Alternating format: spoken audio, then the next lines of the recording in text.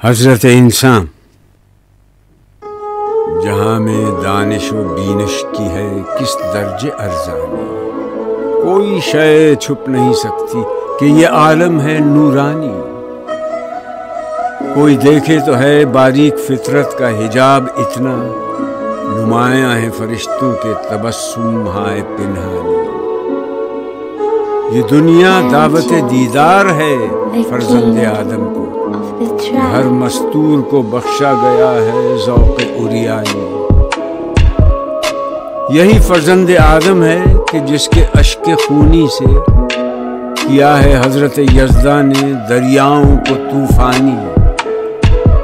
فلک کو کیا خبر یہ خاکزاں کس کا نشیمن ہے، غرض انجم سے ہے کس کے شبستاں کی نگہبانی۔ اگر مقصود کل میں ہوں تو مجھ سے ماورا کیا ہے؟